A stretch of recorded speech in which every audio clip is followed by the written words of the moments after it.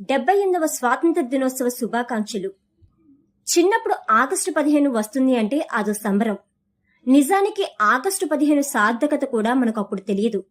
జలియన్ వాలాబాగ్, 1857 సిపాయిల తిరుగుబాటు, చౌరా చౌరీ వంటి సంఘటనలు మార్కుల కోసం చదివేవాళ్లం. ఇప్పుడు ఆ సంఘటనలు గుర్తు చేసుకుంటే ఇందుకోసమా మన పూర్వీకులు స్వాతంత్ర పోరాటం చేసింది అనిపిస్తుంది. తెల్లవాడు కంటే నల్లవాడు ఇంకా ప్రమాదకరమయ్యాడు.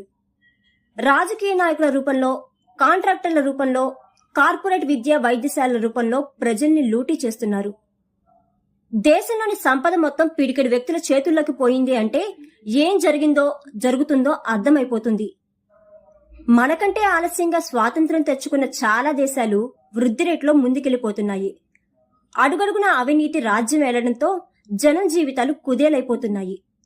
గెలుపు గుర్రాల పేరుతో డబ్బున్న వాళ్లే చట్టసభల్లోకి వెళ్లే పరిస్థితులు రావడంతో వాళ్ల ధ్యాస అంతా పోయిన డబ్బులు ఎలా రాబట్టుకోవాలని తప్ప ప్రజలకు ఎలా ఉపయోగపడాలని ఆలోచించడం లేదు.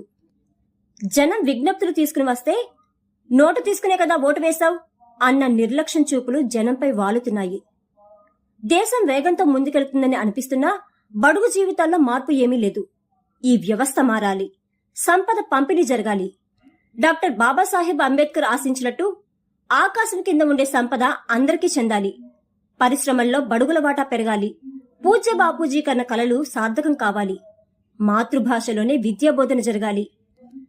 నైతిక విలువలతో కూడుకున్న విద్యకు ప్రాధాన్యత ఇవ్వాలి. యువ ఇంజనీర్లకు పెట్టుబడులు పెట్టి వారిని వ్యాపార అభివృద్ధిలో ముందుకు తీసుకెళ్లాలి. పిడికిడి మంది చేతుల్లోనే సంపద పోగుపడడం వల్ల క్రమేణా అసహనం పెళ్లుబుకుతుంది. అది మరొక స్వాతంత్ర పోరాటానికి దారి తీసే అవకాశం ఉంది. భూములు ప్రభుత్వం చేతుల్లో ఉండాలి. అవి దున్నేవాడికి అప్పజెప్పాలి. అదే మేరా భారత్ మహాన్